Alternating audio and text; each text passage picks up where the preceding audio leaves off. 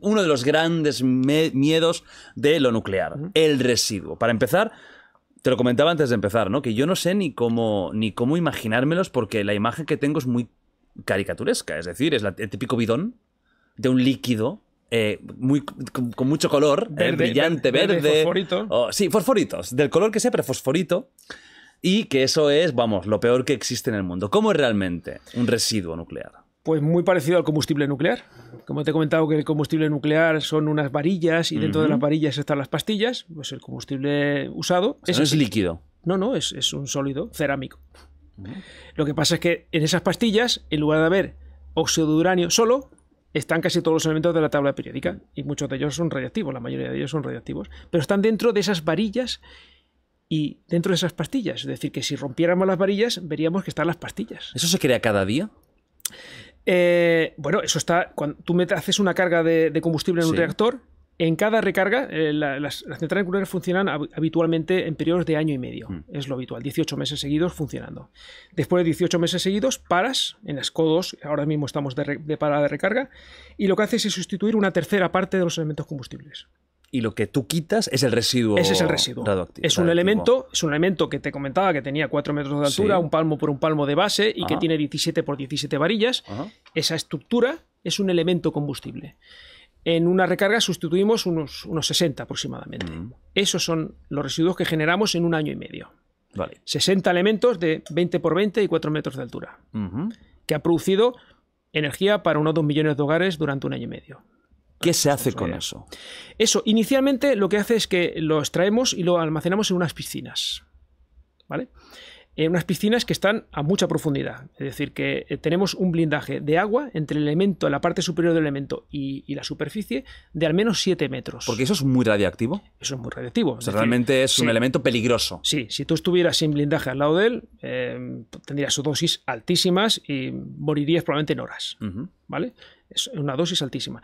Pero tenemos la suerte de que, igual que el agua es barata, sirve para meter ácido bórico, sirve para refrigerar los reactores, sirve para refrigerar el combustible, el agua es un excelente blindaje.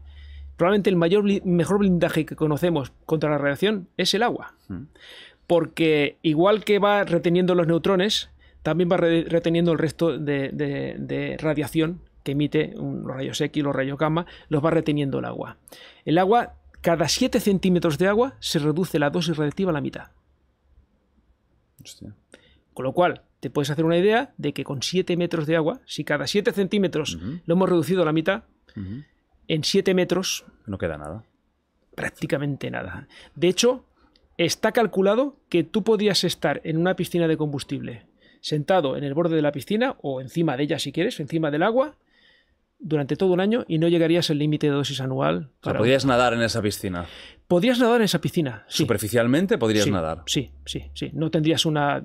Lo que pasa es que ese agua, al estar en contacto con los elementos combustibles, siempre hay una pequeña parte que se contamina. Ese agua sería es ligeramente radiactiva. Lógicamente no sería conveniente ingerirla. No sería algo para ir de fiesta, ¿no? Ahí. Y que si te bañaras en ese agua, pues lógicamente tendrías que ducharte luego para quitarte, porque te contaminarías la piel, ¿vale? De hecho, tenemos buzos. Hay buzos que trabajan en las centrales nucleares en determinadas maniobras. En esas piscinas entran buzos. No se acercan a los elementos combustibles, están en la parte superficial, pero realizan trabajos, buzos profesionales. Claro, son residuos grandes. No son excesivamente grandes. Se van acumulando, claro, año y medio. Claro. ¿Cómo vamos despacio? Mira, una vez hice un cálculo de cuál es el volumen que ocuparían todos esos residuos si los pusiéramos todos juntos, los de todas las centrales nucleares españolas. A día de hoy, los generados en 40 años de energía nuclear en España, hemos llegado a tener 10 reactores, ahora tenemos 7 operativos, los 7 más potentes, los 3 que han cerrado eran menos potentes, no harían casi ni uno como el que tenemos ahora. Bueno, pues los 10 reactores, durante 40 años, el volumen de todos los residuos generados cabrían dentro de un cubo de 13 metros y medio de lado. 13 metros y medio de alto, de fondo y de ancho. Esos son todos los residuos generados en España en toda la historia de la energía nuclear. Poco. Es poco. Muy poco. Es muy poco. Es como una casa. Sí, es como una casa mediana o pequeña, ¿vale? Bueno, primero, están repartidos en todas las centrales nucleares. Inicialmente pasan unos, como mínimo, 5 años en esa piscina porque es un combustible que está muy caliente. ¿Esas piscinas están en la propia central? Sí. Están ahí en la zona. Sí, está en un edificio anexo. Hay algunas centrales que lo tienen dentro de su propia cúpula, dentro del edificio de contención, pero lo habitual, la mayoría de las centrales, es que esté fuera. Están ahí. Vale. Y entonces se extraen del edificio de contención, se meten en la piscina. Todas esas maniobras se hacen con 7 metros de blindaje de agua. Yo he realizado ese trabajo muchas veces y la dosis que recibes es minúscula, es prácticamente despreciable, porque el agua te hace blindaje. Y claro. El agua refrigera, tiene ácido bórico porque absorbe neutrones, también te protege de eso, te protege de la radiación, pero al mismo tiempo tiene una gran ventaja el agua, que es transparente. Entonces puedes estar manejando un elemento que está a 7 metros de profundidad y como el agua es ultra pura, lo ves perfectamente. ¿Vale? Bueno, las grúas están robotizadas, lógicamente, pero tú puedes estar allí con tu simple vista, puedes ver lo que está pasando. Se almacenan allí durante esos al menos 5 años. ¿Vale? Pero, ¿qué ocurre? Que esas piscinas se han ido llenando. Hemos funcionado durante casi 40 años. Algunas centrales ya tiene Almaraz 1 y 2 ya tienen 40 años, Asco 1 ya tiene 40 años también, y entonces esas piscinas se han ido llenando. ¿Cuál es la solución que se ha optado internacionalmente? Extraer ese combustible, meterlos en unos contenedores que están blindados, que están en una atmósfera de helio, ya no necesitan agua para refrigerarse. El contenedor, por supuesto, es de acero inoxidable, tiene blindaje de plomo también y está perfectamente hermético. Dentro de un contenedor de esos, por ejemplo, puedes meter 32 elementos combustibles. Es decir, en una recarga necesitarías 2 contenedores. Y podrías estar al lado de este contenedor y no habría nada. Ningún problema, porque además de ese blindaje, lo que tienes es un blindaje de hormigón. El hormigón, después del agua, es la forma mejor que tenemos de blindarnos de la radiación. Pues las cúpulas, ¿no? Suelen ser de hormigón los muy denso. De hormigón, exactamente. Entonces, ¿qué ventaja tienen esos contenedores? Que se refrigeran por circulación natural de aire. Entre lo que es el propio contenedor y el hormigón hay una capa, un hueco, que por ahí pasa aire. ¿Vale? Ese aire, lógicamente, no se contamina, porque el contenedor te he dicho que es blindado, pero al pasar aire va refrigerándolo. Y no necesitas ningún tipo de refrigeración forzada, ningún tipo de ventilador, ningún tipo de alimentación eléctrica. Es decir, los dejas en un sitio y ahí se quedan y se van refrigerando solos. ¿Y dónde suelen estar estos están dentro de la propia central nuclear, en una losa de cimentación que es sísmica, que esté preparada para resistir un seísmo.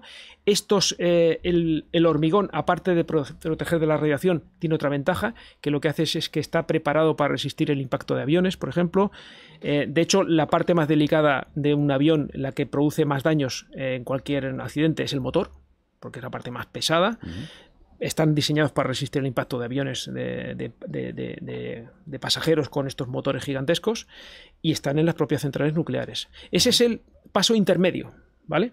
Hay un paso final. Hay un paso final. Hay 2 pasos finales. Ese es un paso intermedio. Un paso final es un almacenamiento geológico profundo.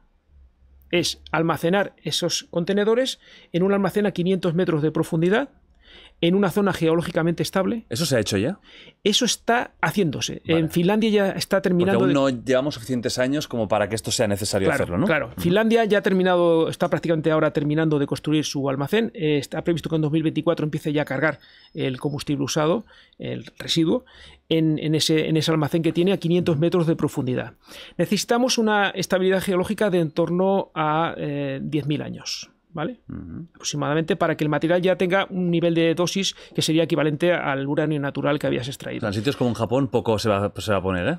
Sin embargo, ese lugar ha estado geológicamente estable durante más de 1.000 millones de años. Y es ahora es un lugar muy estable, ¿vale? Esa es una solución. Y a mí esa es la solución de consenso internacional. Cuando alguien dice, no sabemos qué hacer con los residuos reactivos, sí sabemos qué hacer con ellos. El almacenamiento geológico profundo. Sin riesgo para la población, estamos a 500 metros de profundidad. Es decir, si tú un contenedor, al lado del contenedor estás seguro, imagínate 500 metros por encima, ¿vale?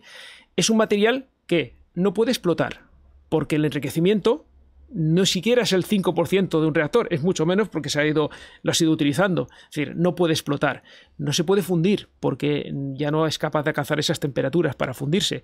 No es soluble en el agua porque es un sólido cerámico.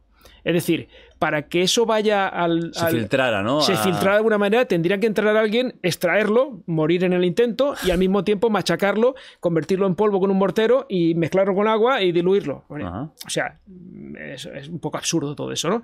Esa sería una solución. Y esa solución es la solución de consenso científico y tecnológico mundial hoy en día. Pero hay una solución alternativa que a mí me gusta mucho más, que es reciclar esos residuos radiactivos. Porque si solo estamos aprovechando el 5% de la energía de combustible, que es el uranio 235, ¿por qué no aprovechamos el resto? Si resulta que eso es radiactivo, eso genera calor durante todo ese tiempo. ¿Por qué no utilizamos el 95% restante como un recurso y multiplicamos por 20 la energía que podemos extraer de combustible? Bueno, eso se lleva trabajando muchos años. Porque a día de hoy no puede hacerse aún. Sí, en día de hoy ya se está haciendo. Ya se está haciendo. Entonces, queda obsoleto el otro. Bueno, los reactores que tenemos ya los tenemos, vamos a seguir aprovechándolos, pero los residuos podríamos reciclarlos. Se está haciendo de forma experimental todavía, pero ya hay un reactor en Rusia que ya tiene esa capacidad. Es un reactor de neutrones rápidos refrigerado por sodio, o sea, está refrigerado por metal. Es un metal líquido, sodio, que tiene una potencia del 80% de los de nuestros reactores, es decir, 800 megavatios, una potencia grande. Está funcionando de forma comercial desde el año 2016 y está ya reciclando residuos radiactivos. O sea, eso ya se puede hacer. Rusia tiene un reactor de ese tipo, China tiene otro de menos potencia, pero ha arrancado el año pasado. También están experimentando. Funcionan con residuos. Que crean residuos a su lado también. Cada vez va a ser menor la... Claro, el tema es que los residuos radiactivos que generas tienen un periodo de desintegración mucho menor, porque ya son productos de fisión. Ya no son materiales muy pesados, núcleos muy pesados que duran mucho tiempo, son radiactivos durante mucho tiempo. Y se podrían volver a reutilizar. Claro. Entonces, los que generas ahora son productos de fisión que son radiactivos durante decenas de años o como mucho 100 y pico años, ¿no? Entonces ya no estamos hablando de miles de años, sino de decenas o pocos centenares de años.